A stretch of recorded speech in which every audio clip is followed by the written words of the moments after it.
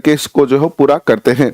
कल हमने जो है राजस्थान का परिचय, राजस्थान का इतिहास, राजस्थान के जानने के स्रोत, राजस्थान की प्राचीन सभ्यताएं, ये 4 टॉपिक कल हमने जो है कवर कर लिए थे और आज अगले 4 टॉपिक करेंगे। आजादी से पूर्व राजस्थान का जो स्वरूप है, आजादी से पूर्व सरकार का जो स्वरूप है वो हम नहीं पढ़ेंगे, वो हमारे सिलेबस का पार्ट नहीं है, क्योंकि आप जितने भी टॉपिक देखोगे उसमें आजादी से पूर्व के सरकारी स्वरूप के बारे में जो है वो नहीं बताया गया है। हम पढ़ेंगे राजस्थान का भौतिक स्वरूप, जल संसाधन, आजीविका के प्रमुख क्षेत्र, राजस्थान की आधारभूत सेवाएं और लोक कला संस्कृति। तो करते हैं शुरुआत। ये चैप्टर हमने जो छोड़ दिया है, इस चैप्टर से शुरू कर रहे हैं राजस्थान का भौतिक स्वरूप से। देखिएगा, भू संरचना के आधार पर राजस्थान को विभाजित किया जा सकता है, 4 भागों में हम विभाजित कर सकते हैं और कल इसके बारे में डिटेल में पढ़ेंगे ज्योग्राफी की क्लास में सुबह 11 बजे। कल से जो आपकी ज्योग्राफी की क्लास शाम को 5 बजे होती थी, उसका समय कल से हमने जो है मॉर्निंग में 11 बजे जो है कर दिया है, ताकि जल्दी से उन टॉपिकों को हम कवर कर सके। ठीक है, सीमा जी स्वागत आपका, कैसे हैं? भालूराम माली जी स्वागत आपका। तो 4 भागों में, एक तो थार का मरुस्थल हो गया, दूसरा अरावली पर्वतीय प्रदेश हो गया, तीसरा मैदानी भाग हो गया और चौथा दक्षिण पूर्वी पठारी भाग हो गया। थार का मरुस्थल राजस्थान के कुल कितने क्षेत्रफल पर फैला हुआ है? तो ये 12 जिलों के अंदर जो है वो 61% भाग पर जो है वो फैला हुआ है। ठीक है, कई जगह आपको ऐसा भी लिखा हुआ मिल सकता है, तो 61 के करीब करीब आप जो है सही कर सकते हैं। राजस्थान में 61% भूभाग पर जो है वो थार का मरुस्थल है और उसमें कितना प्रतिशत भूभाग पर उस पर कितना प्रतिशत जनसंख्या रहती है, यानी राजस्थान के 61% भाग पर क्या है? मरुस्थल है। और इस 61% भाग पर जनसंख्या का जो जमावड़ा है वो कितना है? तो इस पर जो है मात्र 40% जनसंख्या जो निवास करती है। विश्व का सबसे घनी मरुस्थल, विश्व का सबसे घनी आबादी वाला मरुस्थल कौन सा है? तो राजस्थान का थार मरुस्थल है, घनी आबादी वाला। नेक्स्ट क्वेश्चन देखिएगा, थार के मरुस्थल के किस भाग को महामरुस्थल कहा जाता है? तो बाड़मेर, जैसलमेर और बीकानेर का जो रेतीला भाग है उसे महामरुस्थल की श्रेणी में जो है रखा गया है। किसी स्थानीय भाषा में धोरे कहा जाता है। धोरे आप सब जानते हैं ना, टिब्बा, धोरा। तो बालू का जो स्तूप होते हैं, इस तरीके के जो बालू का स्तूप होते हैं उनको अपन क्या कहते हैं? धोरे कहते हैं। क्या कहते हैं? धोरे कहते हैं। टिब्बा कवा पा, धोरो भी कवा। ठीक है, राजस्थान के मरुस्थल को कितने भागों में बांटा जा सकता है? तो मरुस्थल को हम जो है वो राजस्थान के मरुस्थल को 5 भागों में बांट सकते हैं। ठीक है, कौन कौन से भाग हो गया? एक तो मरुभूमि वाला हो गया, दूसरा जो घग्गर का मैदान है हनुमानगढ़ और गंगानगर में वो हो गया, तीसरा अर्ध ये मरुभूमि वाला तो जैसलमेर वाला हो गया, सम भाग वाला, तीसरा अर्ध मरुस्थलीय भाग जैसे पाली का है, जोधपुर का कुछ भाग है, नागौर का जो भाग है वो उच्च भूमि वाला भाग है, और अंतः प्रवाही नदी, कौन सी नदी बहती है यहाँ पर? लूनी नदी बहती है। इसके अलावा जो है कांतली नदी है, ये वाला जो भाग आ गया वो अंतः प्रवाही नदी वाला हो गया। तो क्वेश्चन देखो कितना डीप बनता है यहाँ से कि कल होगी इको की क्लास। इको की क्लास भी हम जो है अब कल करेंगे। आज जो है थोड़ा सा स्वास्थ्य खराब था, इसलिए अगला टॉपिक तैयार नहीं कर पाए, इसीलिए जो है ये टॉपिक हम कवर कर रहे हैं और कल जो है इको की क्लास ही होगी। इको का पहला यूनिट आपका पूरा जो है कल करवा देंगे आपको। तो कितना डीप क्वेश्चन है कि थार के मरुस्थल को कितने भागों में बांटा जा सकता है?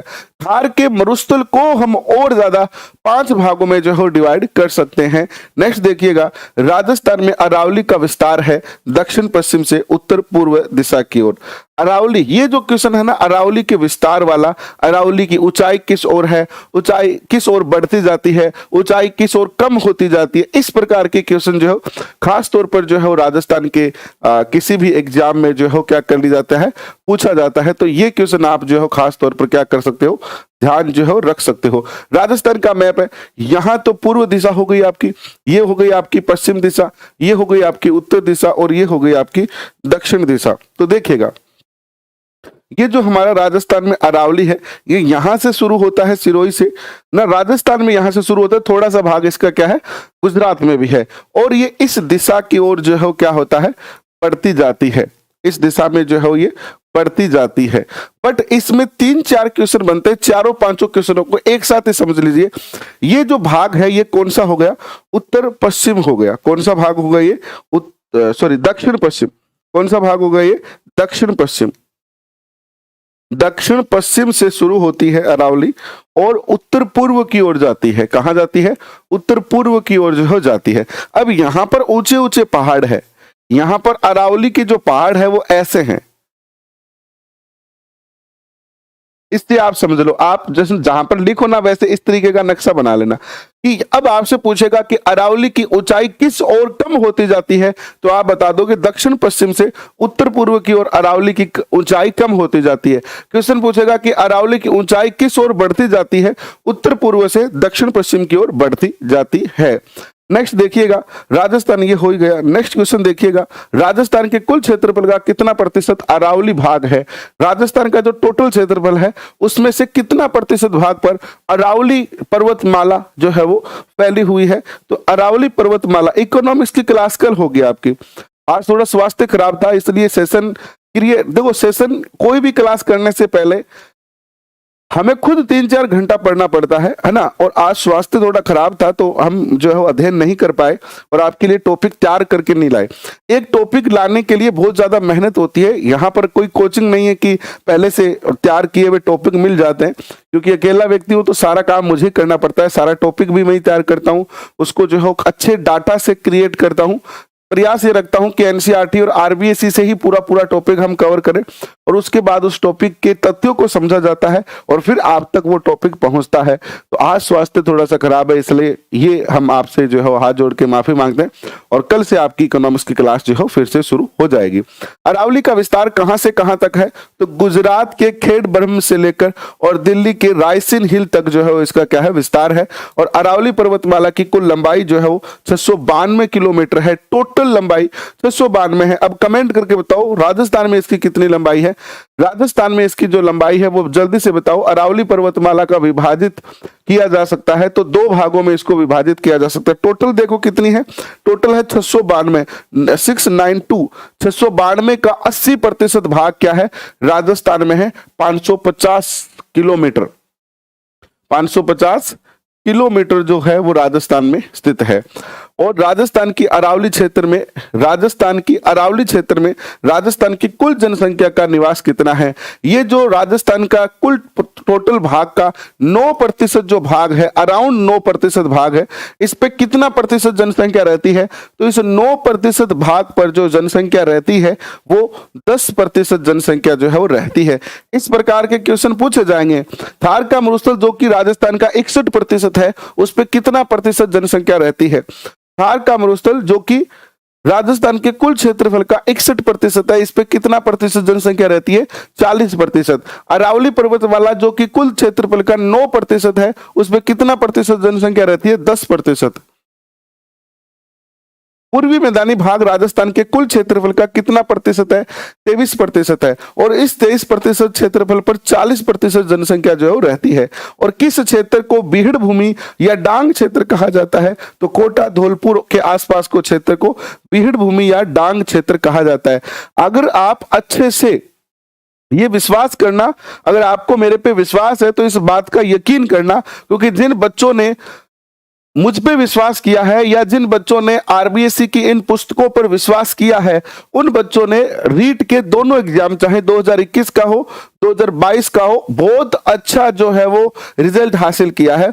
तो अगर आप रीट की मुख्य परीक्षा में सफलता को बहुत अच्छे से प्राप्त करना चाहते हो तो मेरा विश्वास करना। और आप चाहे कुछ भी, मैं आपको ये नहीं कर रहा हूं कि आप गाइड पढ़ो मत, मैं आपको ये नहीं कर रहा हूं कि आप कोचिंग जाओ मत। आप कोचिंग में पढ़ रहे हो, पढ़ते रहो, कोई दिक्कत नहीं है। जो गुरुजी वहां पे पढ़ा रहे हैं वो पढ़ लो आप, लेकिन घर पे आके कम से कम 2 से 3 घंटा डेली आरबीएसई की ये बुक जो है आप पढ़ो। अगर बुक पढ़ सकते हो तो और ही अच्छा है, बुक नहीं पढ़ सकते हो, मैंने मेरे बुद्धि के अकॉर्डिंग इन सारी बुकों में से 1 लाइनर क्वेश्चन बना दिए हैं, यानी line to line 1 liner question बना दिए। ये क्वेश्चन अगर आप पढ़ के जाते हैं तो राजस्थान जीके में आप जो है वो बाकी बच्चों से 1 कदम 2 कदम आगे हो जाएंगे, आप आगे हो जाएंगे, ये मेरा आपसे वादा है। और हम आपसे वादा क्यों कर रहे हैं? क्योंकि हम आपसे कोई पैसा तो ले नहीं रहे, हम आपको कोई ये तो कह नहीं रहे कि आप कोई बुक खरीदो। कई बच्चे हमें फोन करके कहते हैं कि सर आपकी कोई बुक है क्या? अगर मेरी बुक होती और मैं बार बार कहता कि यही बुक पढ़ो यही बुक पढ़ो, तो आपके भी मन में होता कि यार गुरुजी कहीं ना कहीं अपनी बुक बेचने का प्रयास कर रहे हैं। मेरा कुछ नहीं है, यहाँ पर सब डाटा सरकार का है, सरकार के डाटा को हमने सरल किया है, क्योंकि आरबीसी की बुक पहले से चल रही थी, एनसीईआरटी की बुक अब चल रही है। आप अगर चाहते हो तो पीडीएफ डाउनलोड कर सकते हो और पीडीएफ डाउनलोड करके इन वन लाइनर क्वेश्चन का प्रिंट निकाल सकते हो, उतना खर्चा आपका है। इसके अलावा हम आपसे एक पैसा भी नहीं लेंगे, ना पीडीएफ का ले रहे हैं ना कोई क्लास का ले रहे हैं। अब अगर आप फिर भी नहीं पढ़ पा रहे हो, फिर भी अगर आप पेपर में थोड़े पीछे रह जा रहे हो या 1-2 नंबर से रह जा रहे हो या असफलता प्राप्त करते हो, तो फिर इसके लिए आप ही जिम्मेदार होंगे, ठीक है। हाँ, अगर हम पैसे लेके आपसे बेचे तो आप कह सकते हो कि यार आपको तो बड़ा लालच आ गया, आप तो अपनी पुस्तकें बेच रहे हो, इसीलिए मैंने पुस्तक नहीं निकाली। मेरे सारे दोस्त मुझे बार बार कह रहे यार इतना मेहनत कर रहे हो, एनसीईआरटी के क्वेश्चन बना रहे हो, आरबीएससी के क्वेश्चन बनाए और बच्चे पसंद भी कर रहे हैं, और तुम पुस्तक निकाल दो। मगर यार पुस्तक निकालने के बाद मैं व्यापारी बन जाऊंगा, और मैं व्यापारी बनना अभी चाहता हूं नहीं, ठीक है। व्यापारी बनना हम नहीं चाहते हैं, तो इसलिए आप कर सकते हैं विश्वास और इन पुस्तकों से पढ़ें, आपको बहुत मजा आएगा पढ़ने के बाद। 56 का मैदान कहाँ पाया जाता है? तो बांसवाड़ा प्रतापगढ़ जिले में माही और सहायक नदियों द्वारा निर्मित मैदान 56 का मैदान है। और एक और बात बीच में कह देता हूं, समय ले रहा हूं, कि आप चाहे किसी भी कोचिंग में पढ़ रहे हो, शाम को आके जब आप ये वन लाइनर क्वेश्चन देखोगे ना, तो जो आपको कोचिंग में जैसे ज्योग्राफी का जो टॉपिक पढ़ा है उसके सारे क्वेश्चन मिल जाएंगे, हिस्ट्री का जो टॉपिक पढ़ा है वो इनसे सारे क्वेश्चन मिल जाएंगे। आपको लगेगा कि यार मैं ये पढ़ लेता हूं तो यही मेरे लिए बहुत ज्यादा काफी हो जाएगी। तो निश्चित तौर पर आपको यहां से बेनिफिट मिलने वाला है। राजस्थान के दक्षिणी पूर्वी पठारी भाग को किस नाम से जाना जाता है? हाड़ौती के नाम से जाना जाता है। और दक्षिणी पूर्वी पठारी भाग राजस्थान के कुल क्षेत्रफल का कितना भाग है? तो 7% भाग है। दक्षिणी पूर्वी पठारी भाग जो है राजस्थान के कुल क्षेत्रफल का 7% भाग है, और इस 7% भाग पर 11% जनसंख्या रहती है। 11% जनसंख्या क्यों रहती है? क्योंकि एक तो ये उपजाऊ है ना, और एक यहाँ पर जो है आदिवासी जातियों का जो है ज्यादा बाहुल्य है, तो इसलिए यहाँ पर थोड़ी जनसंख्या ज्यादा है। राजस्थान में कितने प्रकार की जलवायु पाई जाती है या जलवायु परिस्थितियां हैं? तो 5 प्रकार की जलवायु यहाँ पर जो है पाई जाती है। अरावली से पूर्व में जयपुर एवं उत्तर पूर्वी जिलों में किस प्रकार की जलवायु पाई जाती है? ये जैसे अपने राजस्थान का जो है क्या है, पतंगाकार है राजस्थान, तो एक अपन पतंग की जो है आकृति सी बना लेते हैं, ये राजस्थान है। और ये है अपनी अरावली पर्वतमाला। क्या है ये? अरावली पर्वतमाला है अपनी, ठीक है। अब देखिए, इस अरावली पर्वतमाला के अरावली से पूर्व ये है अरावली, और इससे पूर्व क्या हो गया? ये हो गया, ये वाला भाग पूर्व हो गया जयपुर, ये हो गया अपना जयपुर, ये क्या हो गया? जयपुर हो गया, ये हो गया जयपुर। जयपुर एवं उत्तर पूर्व है, उत्तर पूर्व है, ये उत्तर है और ये पूर्व है, तो उत्तर पूर्व ये हो गया ये वाला भाग। उत्तर पूर्वी जिलों में किस प्रकार की जलवायु पाई जाती है? यानी ये जो जिले हैं अलवर, भरतपुर, धौलपुर, इन जिलों में किस प्रकार की जलवायु पाई जाती है? झुंझुनू, अलवर, भरतपुर, इन जिलों में किस प्रकार की जलवायु पाई जाती है? तो इसमें उप आर्द्र जलवायु जो है वो पाई जाती है। नेक्स्ट देखिएगा, सवाई माधोपुर से लेकर और उदयपुर तक किस प्रकार की जलवायु पाई जाती है? सवाई माधोपुर से उदयपुर तक आर्द्र जलवायु पाई जाती है। आर्द्र, आर्द्र यानी जिसमें हवा में नमी ज्यादा हो। और दक्षिण में बांसवाड़ा व दक्षिण पूर्व के झालावाड़ जिले में जलवायु पाई जाती है, अति आर्द्र जलवायु पाई जाती है। और राजस्थान की प्रमुख ऋतु, राजस्थान की प्रमुख ऋतु है। राजस्थान की प्रमुख ऋतुएं कौन कौन सी है? राजस्थान में ग्रीष्म ऋतु होती है जो मार्च से लेकर जून तक होती है। वर्षा ऋतु होती है जो अब चल रही है जुलाई से लेकर सितंबर तक। और फिर अक्टूबर से फरवरी तक अपने क्या चलेगी? शीत ऋतु चलेगी। अभी चल रहा है अगस्त यानी इस महीने और अगले महीने थोड़ा सा वर्षा का दौर रहेगा। इसके बाद आपकी सर्दी जो है शुरू हो जाएगी। और अब धीरे धीरे मौसम बदल रहा है। अब धीरे धीरे आपको जो कूलर की ज्यादा कम आवश्यकता है, कूलर को बिना पानी भी आप काम चला सकते हैं, क्योंकि मौसम परिवर्तित होने लगा है। गर्मियां अब जो है चली गई है ऑलमोस्ट, ये मान के चलिए, क्योंकि वर्षा ऋतु के बाद शीत ऋतु आनी है। राजस्थान में ग्रीष्म ऋतु में चलने वाली जो अत्यंत गर्म लू होती है, यानी अत्यंत गर्म धूल भरी आंधी होती है। हम पश्चिमी राजस्थान में रहते हैं तो हमारे यहाँ तो ऐसी लू चलती है कि अगर आप बिना, अपना क्या रखता हूँ हमेशा, हम तौलिया रखते हैं। तौलिया जानते हो आप, कपड़ा होता है, वो कपड़ा रखते हैं। तो जब भी बाहर जाते हैं धूल भरी आंधियों में, खास तौर पर आपका जून और जुलाई का जो महीना होता है, जून में खास तौर पर, तो वो तौलिया सर पे रखे जाते हैं ताकि धूल भरी आंधियों से बचा जा सके। और इतनी ज्यादा गर्म होती है कि पूछो मत आप। इन्हें लू कहा जाता है और 100 किलोमीटर प्रति घंटा की रफ्तार से चलती है। ये किस मानसून से राजस्थान में अधिक वर्षा होती है? तो बंगाल की खाड़ी के मानसून से अधिक वर्षा होती है। और दक्षिणी राजस्थान में सर्वाधिक वर्षा किस मानसून से होती है?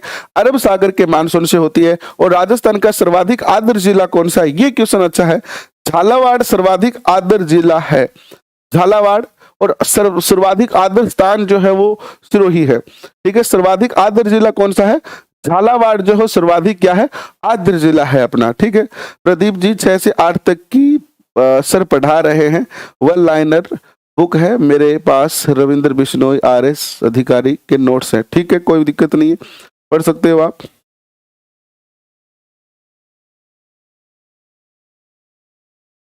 मैं आपको 6 से 8 तक नहीं पढ़ा रहा हूं, मैं आपको 6 से लेकर और 12 तक करवा रहा हूं। अभी ओल्ड RBSE 6 से 12 तक करवाऊंगा। ठीक है, 6 to 12 करवाऊंगा आपको। किसी प्रकार के आपका कोई पैसा जो नहीं लगने वाला है। नेक्स्ट देखिए आपकी स्क्रीन पर क्या आता है। राजस्थान का सबसे कम वर्षा वाला जिला कौन सा है? जैसलमेर है, 10 सेंटीमीटर वर्षा है। राजस्थान में सर्वाधिक वर्षा वाला स्थान कौन सा है? माउंट आबू है, 150 सेंटीमीटर वर्षा है। भारत में शीत ऋतु में होने वाली वर्षा कहलाती है? मावठ कहलाती है। और शीत ऋतु में होने वाली वर्षा किससे होती है? तो पश्चिमी विक्षोभ से ये जो है वर्षा होती है। नेक्स्ट देखिएगा, मावठ किस फसल के लिए सर्वाधिक उपयुक्त है? तो मावठ गेहूं के लिए ज्यादा उपयुक्त है। इसके अलावा चना की फसल के लिए भी उपयुक्त है ना। चना, गेहूं की जो रबी की फसल है, उन सब के लिए जो है ये क्या है? उपयोगी सिद्ध होती है।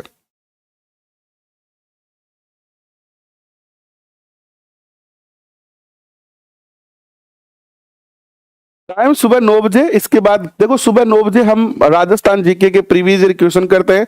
इसके बाद 11 बजे हम जो है भूगोल का विषय करेंगे कल। इसके बाद 2 बजे हम जो है, ये क्लास 2 बजे होती है जो अब हो रही है, ये क्लास एवरीडे 2 बजे। फिर शाम को 4 बजे हम शिक्षा मनोविज्ञान की क्लास करेंगे। और फिर रात को 9 बजे हम SST लेवल 2 के लिए जो है वो अभी जो अर्थव्यवस्था का टॉपिक चला रहे हैं उसको कवर जो है करने वाले हैं। नेक्स्ट देखिए आपकी स्क्रीन पर क्या आता है। चैप्टर आता है आपकी स्क्रीन पर अध्याय 7 जल संसाधन एवं संरक्षण। देखिएगा, राजस्थान में जल विभाजक है। अरावली पर्वतमाला जो है जल को 2 भागों में बांटती है। अब कभी कभी जब हम नए होते हैं या हमने राजस्थान जी के नहीं पढ़ा है, जैसे शुरुआत में मैं जब तैयारी करने लगा था तो मुझे पता ना थी यार जल विभाजक क्या होता है। अरावली पर्वतमाला जल का विभाजन करती कैसे है, जल का विभाजन कैसे कर सकती है, ये बातें समझ में नहीं आती है। तो देखो अरावली पर्वतमाला है, ये अरावली पर्वतमाला है। ठीक है, ये राजस्थान के 2 भागों में डिवाइड कर देती है ना, कर देती है। अब आधा इसका एक तो ढलान इधर हो गई, तो कुछ नदियां तो इधर जाती है और कुछ नदियां जो है इधर जाती है ना। तो इधर जाने वाली नदियां थोड़ी कमी है। तो ये 2 तरीके का, एक तो हो गया जिसका जो पानी किधर जाता है, पश्चिम की ओर जाता है। दूसरा हो गया जो पानी पूर्व की ओर जाता है। तो इस तरीके से अरावली ने राजस्थान के जल को 2 भागों में जो है डिवाइड कर दिया है। ठीक है, अपवाह क्षेत्र के मध्य उच्च भूमि जो वर्षा जल को विभिन्न दिशाओं में विभक्त कर प्रभावित करती है उसे कहते हैं जल विभाजक रेखा। और राजस्थान में अपवाह तंत्र को कितने भागों में बांटा जा सकता है? 3 भागों में। एक तो बंगाल की खाड़ी में जो पानी जाता है, दूसरा अरब सागर में जो पानी जाता है, और तीसरा आंतरिक प्रवाह। आंतरिक प्रवाह कौन सा होता है? जो पानी अंदर ही अंदर राजस्थान में ही घूम के रह जाता है और राजस्थान से बाहर नहीं निकल पाता है। ठीक है, नेक्स्ट देखिए आपके स्क्रीन पर क्या आता है कि राजस्थान की बनास, काली सिंध, पार्वती आदि नदियां किस नदी में मिलती है? यमुना नदी में मिलती है। आप सबसे निवेदन है भाई, आप बात मत करो। आप चाहे कहीं से भी पढ़ रहे हो, मैंने ये कहा ही नहीं कि आप मेरे पढ़ो या किसी और के पढ़ो, कहीं से भी पढ़ो। सबका एक ही उद्देश्य है, सारे टीचर्स का, कोचिंग का, सबका एक ही उद्देश्य है कि आपको सफलता मिले। और सफलता बात करने से नहीं मिलेगी। अगर आप बात करते रहोगे तो फिर टाइम गुजर जाएगा। ठीक है, तो ज्यादा से ज्यादा काम करो प्रैक्टिकल, ना कि बातों में समय घुमाओ। और कमेंट चाहे आप ना करो, कमेंट आप तब करा करो मुझे उस दिन जब खुशी होगी जब कमेंट आएगा आपका क्वेश्चन का कि ये हमारे समझ में नहीं आया, ये चीज हमें पढ़ाओ, ये चीज हमें दोबारा करवाओ। वो ही कमेंट आने चाहिए आपके, अगर अच्छे बच्चे हो तो, बाकी चीजों को छोड़ दो आप। नेक्स्ट देखिएगा, यमुना नदी किस में मिलकर अपना जल जो है बंगाल की खाड़ी तक पहुंचाती है? गंगा में मिलकर। अरब सागर में जल ले जाने वाली नदियां हैं लूनी, माही, साबरमती, पश्चिमी बनास और उनकी सहायक नदियां। नेक्स्ट देखिएगा, ऐसी नदियां जो समुद्र में पहुंचकर जल भाग में ही, ऐसी नदियां जो समुद्र में पहुंचकर जल भाग में ही विलुप्त हो जाती है, समुद्र में न पहुंचकर स्थल भाग में, यहां पर क्या शब्द था? स्थल भाग में ही विलुप्त हो जाती है, कहलाती है, हो जाती है, कहलाती है। ये शब्द गलत हो गया यहां पर, कहलाती है इस तरीके का था। आंतरिक प्रवाह की नदियां कहलाती है। और राजस्थान में आंतरिक प्रवाह की प्रमुख नदियां हैं, घग्गर नदी है, बाणगंगा नदी है, कांतरी नदी है, साबी नदी है, रूपारेल नदी है और मेंढा नदी है। मेंढा सही होगा, मेंढा नदी है। चंबल नदी का उद्गम स्थल जो है मध्य प्रदेश के विंध्याचल पर्वत से होता है। और राजस्थान में बारहमासी सबसे लंबी नदी कौन सी है? बारहमासी नदी वो होती है जो 12 महीनों तक बहती है, 12 महीने बहती है, चंबल नदी है। और चंबल नदी राजस्थान में कहां प्रवेश करती है? तो चित्तौड़गढ़ के अंदर स्थान है भैंसरोडगढ़, वहां से। राजस्थान में चंबल नदी का बहाव क्षेत्र जो है भैंसरोडगढ़, कोटा, बूंदी, सवाई माधोपुर, करौली और धौलपुर में जाके ये यूपी एमपी में चली जाती है और वहां से ये यमुना में मिल जाती है, फिर वहां से आगे गंगा में मिल जाती है। बनास नदी का बहाव क्षेत्र है राजसमंद, चित्तौड़गढ़, भीलवाड़ा, टोंक, सवाई माधोपुर। राजसमंद से शुरू होती है और सवाई माधोपुर में जाके चंबल नदी में मिल जाती है बनास नदी चंबल में किस स्थान पर मिल जाती है? तो सवाई माधोपुर में एक स्थान है रामेश्वर, वहां पर ये मिल जाती है। और बनास नदी है मौसमी नदी है, वर्षा ऋतु, अभी ये बह रही है वर्षा ऋतु में। राजस्थान में बहने वाली सबसे लंबी नदी है बनास, और बनास नदी की लंबाई है 480 किलोमीटर। और बनास नदी के तट पर स्थित नगर है टोंक है, सवाई माधोपुर है। और बनास की प्रमुख सहायक नदियां कौन सी है? मैनाल, कोठारी, बेड़ज और खारी नदी। लूनी नदी का उद्गम कौन से जिले से होता है? तो अजमेर से लूनी नदी का उद्गम होता है। और लूनी नदी का उद्गम अजमेर के किस स्थान से होता है? तो गोविंदगढ़ के अंदर होता है ना, नाग पहाड़ी से इसका जो है उद्गम होता है। नेक्स्ट देखिएगा, लूनी नदी का उद्गम किन दो धाराओं के मिलने से होता है? एक तो है सरस्वती जलधारा और एक है साबरमती जलधारा। जब ये दोनों मिलती है तो क्या बनती है? लूनी नदी निकलती है इन दोनों से। लूनी नदी का बहाव क्षेत्र कहाँ है? अजमेर से शुरू होता है, फिर नागौर, पाली, जोधपुर, बाड़मेर और जालोर से होते हुए ये चली जाती है कच्छ के खाड़ी में, कच्छ की खाड़ी में जाती है ये। नेक्स्ट देखिएगा, लूनी नदी का पानी कहाँ के बाद खारा हो जाता है? तो बाड़मेर के बाद ये जो है बालोतरा, बाड़मेर में एक झील है बालोतरा झील, जो कि क्या है? खारे पानी की झील है। अब देखो, लूनी नदी तो क्या है? मीठे पानी की नदी है, क्योंकि ये बरसाती पानी की नदी है। लूनी नदी जो है कैसी है? बरसाती पानी की नदी है। लेकिन जब ये मीठा पानी और खारे पानी में, यानी किस झील में? बालोतरा झील में मिलता है, तो इसका पानी क्या हो जाता है? खारा हो जाता है, क्योंकि बालोतरा झील जो है क्या है? खारे पानी की क्या है? झील है। ठीक है। एक क्वेश्चन पूछा जाता है कि लूनी नदी के प्रदूषण का कारण क्या है? लूनी नदी के प्रदूषण का कारण क्या है? तो यहां पर जो है रंगाई छपाई का कार्य होता है, कपड़ों को रंगने का कार्य होता है, जिसका केमिकल इस नदी में छोड़ा जाता है और ये प्रदूषित हो रही है जिसके कारण। नेक्स्ट देखिएगा आपके स्क्रीन पर, लूनी नदी की प्रमुख सहायक नदियां कौन सी है? तो जोजरी, बांडी, मीठड़ी, जवाई, खारी, सुकड़ी, सांगी, गुइया। ये जोजरी नदी है, इस तरीके से ये नदी बहती है।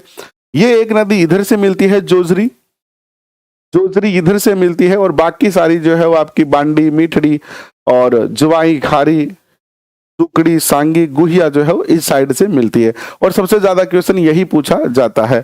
माही नदी का उद्गम स्थल जो है वो मध्य प्रदेश के विंध्याचल पर्वत पर है। और माही नदी राजस्थान के किन दो जिलों में बहती है? तो बांसवाड़ा और प्रतापगढ़ में यह जो है माही नदी बहती है। ऐसी नदी जो कर्क रेखा को 2 बार काटती है, वो भी कौन सी है? माही नदी है, जो कर्क रेखा को कितनी बार काटती है? 2 टाइम काटती है। ये ऐसे बहती है, ऐसे आती है और फिर ऐसे चली जाती है, और कर्क रेखा को 2 बार काट के चली जाती है।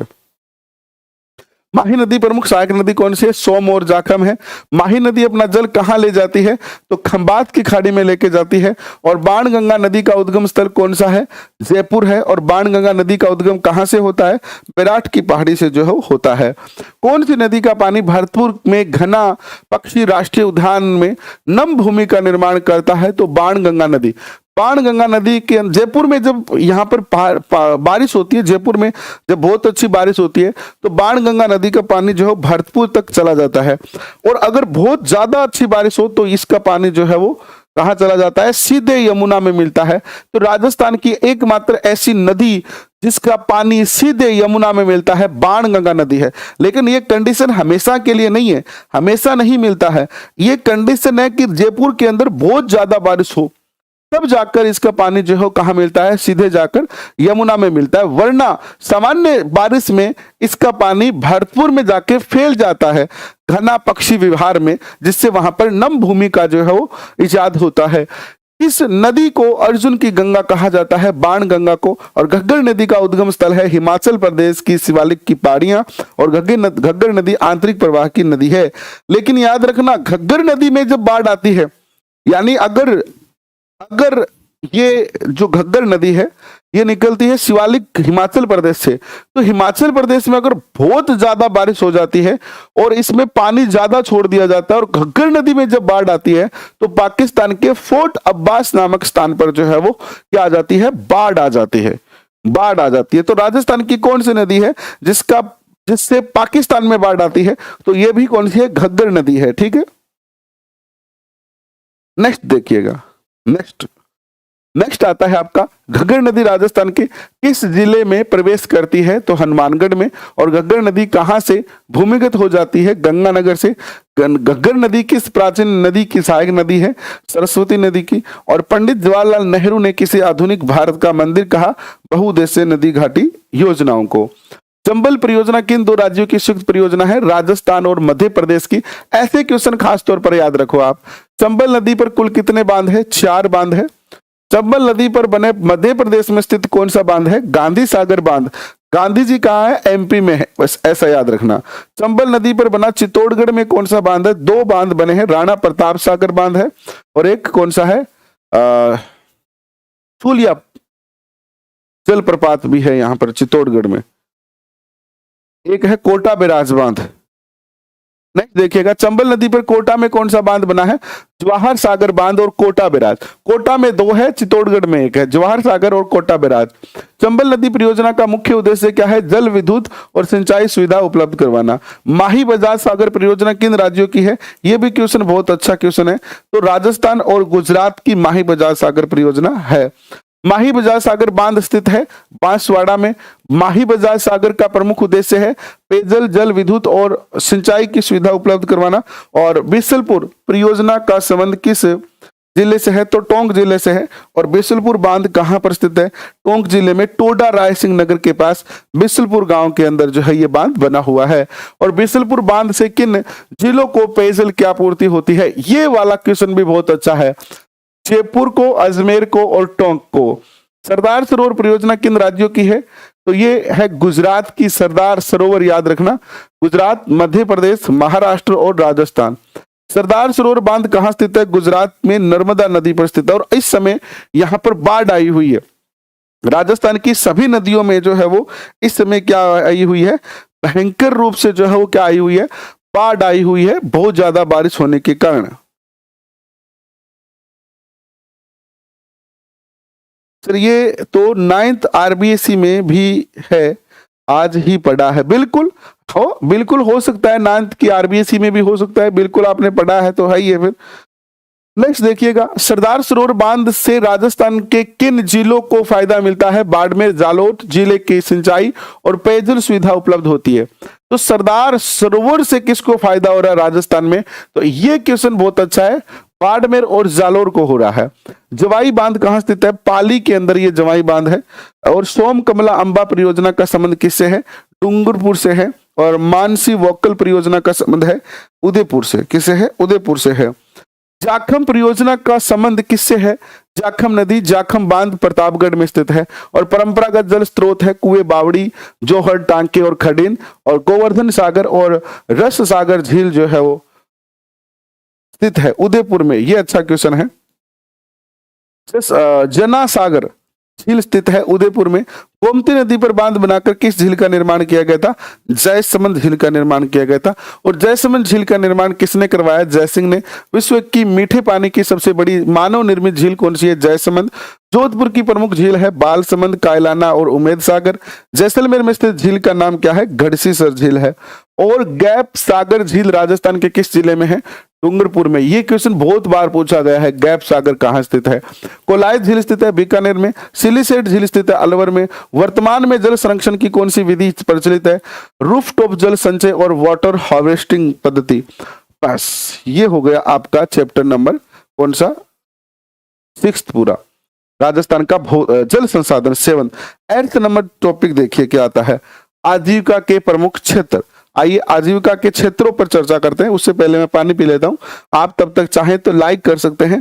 भाभी मजाक किया है मेरे साथ, मैं क्लास में बिजी हूं तब। अच्छा, मजाक कर लो कर लो कर लो मजाक। अभी आप मजाक करते रहो, फिर जिंदगी आपसे मजाक कर लेगी, फिर आप मजाक कर ही नहीं पाओगे, है ना? फिर मजाक करनी भूल जाओगे भाई।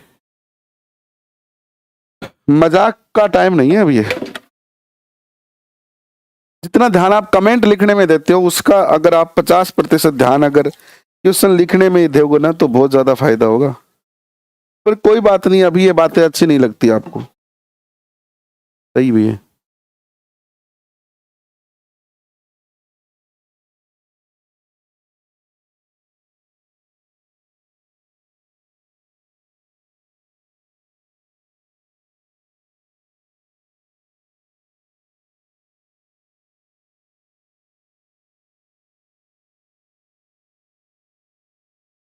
अभी ये बातें क्या नहीं लगती है? अच्छी नहीं लगती है। और जब अच्छी लगेगी तो ये बातें कोई करेगा नहीं आपके साथ।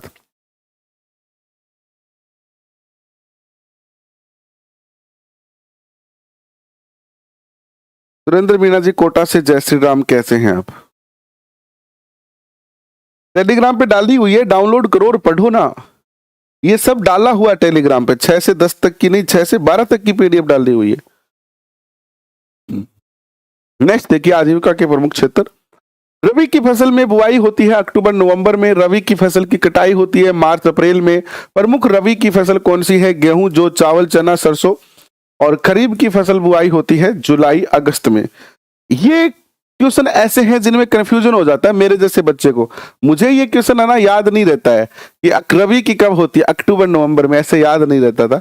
तो फिर मैंने ऐसे सर्दी और गर्मी से याद किया कि सर्दी में आपा बुआई करा अक्टूबर नवंबर में, और गर्मी में आपा जून जुलाई में, जुलाई अगस्त में।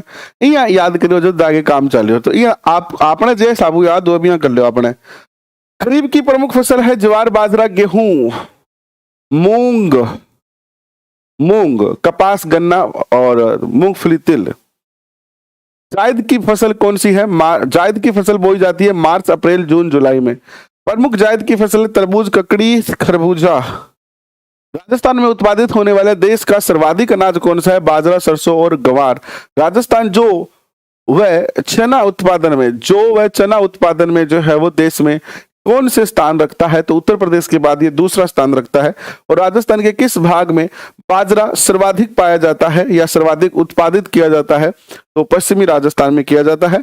और दक्षिणी राजस्थान में खाद्यान्न फसलों में मुख्यतः खेती की जाती है मक्का की। और राज्य के किस जिले में सर्वाधिक गेहूं होता है? गंगानगर के अंदर। और पश्चिमी राजस्थान से इंदिरा गांधी नहर से कितना हेक्टेयर भूमि सिंचित होती है? 17.5 लाख हेक्टेयर। और राजस्थान के कुल बोई जाने वाली फसल में कितना प्रतिशत फसल सिंचाई की सुविधा है? तो मात्र केवल 35% ही फसल जो है सिंचाई से होती है। बाकी बरसाती जो है बरसात पे डिपेंड करती है। राजस्थान में सर्वाधिक सिंचाई होती है कुएं, ट्यूबवेल से 66%। ये इस 35% का 66% है, याद रखना। और राजस्थान में नहरों से कितनी सिंचाई होती है? नहरों से 33% सिंचाई होती है। राजस्थान में सबसे कम सिंचाई होती है तालाबों से। और पशुपालन की दृष्टि से राजस्थान का देश में कौन सा स्थान है? दूसरा है। भारत के कुल पशुधन का राजस्थान में पाया जाता है 11.27%। और 20वीं पशु गणना 2019 के अनुसार राजस्थान में किन पशुओं में सर्वाधिक कमी हुई है? ऊंट व गधों में सर्वाधिक जो है कमी हुई है। 20वीं जनगणना 2019 के अनुसार राजस्थान में किन पशुओं की संख्या में वृद्धि हुई है? गाय और भैंस। राजस्थान में कितने प्रकार के खनिज पाए जाते हैं? 67%। राजस्थान में पाए जाने वाले सर्वाधिक खनिज कौन सा है? Rock phosphate. कौन सा खनिज राजस्थान में एकाधिकार रखता है? सीसा, जस्ता, जिप्सम, चांदी, संगमरमर में एकाधिकार राजस्थान का है। नेक्स्ट चैप्टर आता है राजस्थान की आधारभूत सेवाएं। राजस्थान की आधारभूत सेवाएं, आइए इस पे चर्चा करते हैं कि राजस्थान की कौन सी आधारभूत सेवाएं हैं।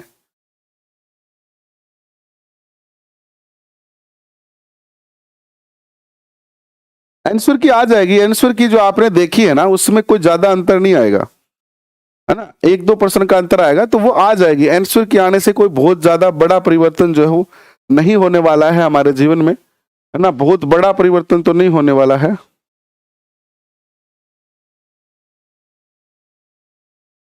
नेक्स्ट देखिएगा, अध्याय नंबर 9, 20 पेज और रहे हैं। अध्याय नंबर 9 देखिएगा। अध्याय नंबर 9 कहता है कि राजस्थान में कुल साक्षरता कितनी है? 66.11%। राजस्थान में पुरुष साक्षरता 79.19%। राजस्थान में महिला साक्षरता 52.12%। राजस्थान में उप स्वास्थ्य केंद्र कितनी आबादी पर स्थापित किए जाते हैं? 1000 की आबादी होती है, वहां उप स्वास्थ्य केंद्र होते हैं। राजस्थान में प्राथमिक स्वास्थ्य केंद्र होते हैं 30,000 की आबादी पर। और राजस्थान में 1 लाख की आबादी वाले क्षेत्रों में सामुदायिक स्वास्थ्य केंद्र जो है होते हैं। और राजस्थान में 33 जिलों में से कितने जिलों में मेडिकल कॉलेज है? तो 30 जिलों में मेडिकल कॉलेज खोले गए हैं। सुकन्या समृद्धि योजना के तहत खाता कहां खुलवाया जाता है? डाक विभाग में। और राजस्थान परिवहन निगम की स्थापना की गई थी 1 अक्टूबर 1964 में। राजस्थान में सड़कों की सर्वाधिक लंबाई कहां है? जोधपुर में। और राजस्थान में सड़कों की किस न्यूनतम लंबाई है, किस जिले में न्यूनतम लंबाई है? तो जबलपुर में, क्योंकि जो छोटा जिला है तो सड़कें भी यहाँ पर क्या है, कम है। राजस्थान में स्थित सबसे लंबा राष्ट्रीय राजमार्ग NH-15 है। इसका NH-15 का नया नाम हो गया NH-68, 11 और 62। राज्य का सबसे छोटा राष्ट्रीय राजमार्ग है NH-71B और 71B का नया नाम हो गया NH-919। राजस्थान में रेलवे के कितने जोन है? 2 जोन है, उत्तर पश्चिमी रेलवे जोन और पश्चिमी मध्य रेलवे जोन। राजस्थान में रेलवे के कितने मंडल है? 5 मंडल है, जयपुर, जोधपुर, अजमेर, बीकानेर और कोटा मंडल। भारत का सबसे बड़ा रेलवे मंडल है उदयपुर। और राजस्थान में पहली रेलगाड़ी चलाई गई थी आगरा फोर्ट से बांदीकुई के बीच 1874 के अंदर। नेक्स्ट क्वेश्चन देखिएगा, लोक संस्कृति एवं कला, लास्ट चैप्टर है 10वां। पूर्वी राजस्थानी भाषा की प्रतिनिधि बोली कौन सी है? प्रतिनिधि बोली कितनी है? 4 है, ढूंढाड़ी है, हाड़ौती है, मेवाती है और अहिरवाटी है। पश्चिमी राजस्थान की प्रतिनिधि बोलियां, बोली है, गोली लिखा गया है, गोली, बोली को क्या लिखा गया है? गलती से बोली लिखा गया है। तो बोलियां कितनी है? 4 है, मारवाड़ी, मेवाती, वागड़ी और शेखावटी। नेक्स्ट देखिएगा, राजस्थान में गणगौर का त्योहार मनाया जाता है चैत्र शुक्ल तृतीया को। और गण और गौर शब्द किसके सूचक है? शिव और पार्वती के। सावन के महीने में मनाया जाने वाला प्रमुख त्योहार है तीज त्योहार। अभी अभी हमने सावन के महीने में तीज का त्योहार जो है वो मनाया है।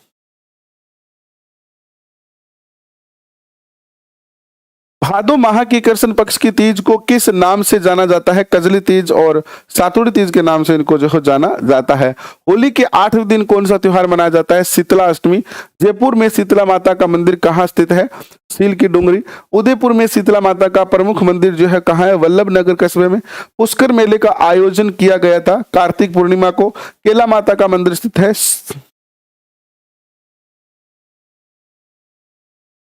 केला माता का करौली।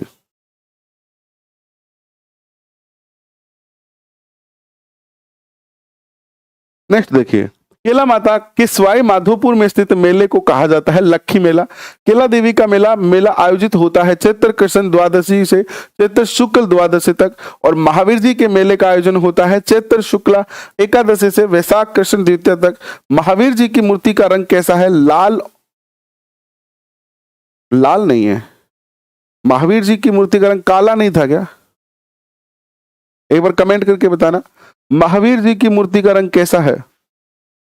लाल है कि काला है?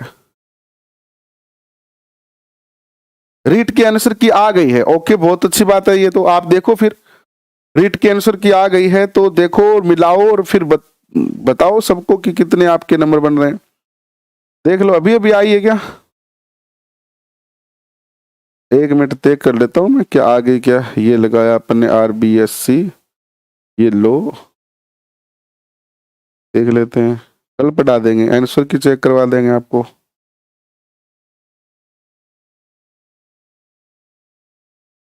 बिल्कुल आंसर की आ गई है भाई, आंसर की आ गई है आपकी first shift, second shift, third shift और फोर्थ शिफ्ट की। तो जिस शिफ्ट में आपका जो पेपर है आप उसको जो है चेक कर सकते हो, और आंसर की जो है आपकी आ चुकी है। तो इसका अर्थ है आंसर की आ गई है, तो रिजल्ट ही आपका बहुत जल्दी जो है आ जाएगा। तो बिल्कुल चेक कर लो, कोई दिक्कत नहीं है। 2-5 पेज और बचे हैं, वो भी आपको करवा देते हैं। अगर आप आंसर की चेक करना चाहते हो तो आंसर की चेक कर लो।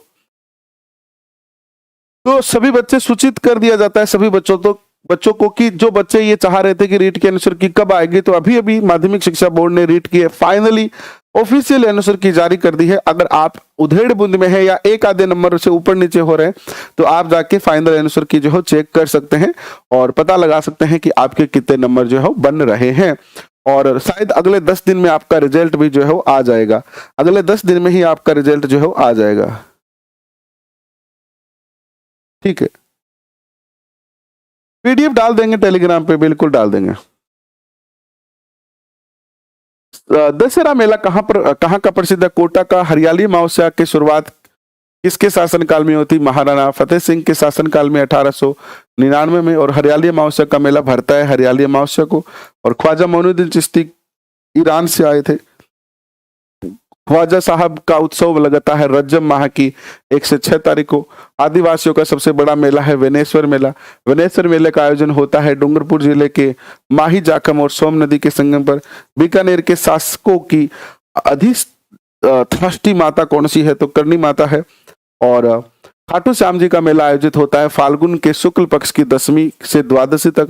बाबा रामदेव का मेला आयोजित होता है भाद्रपद माह के शुक्ल पक्ष की द्वितीया एवं 1 से 11 तक।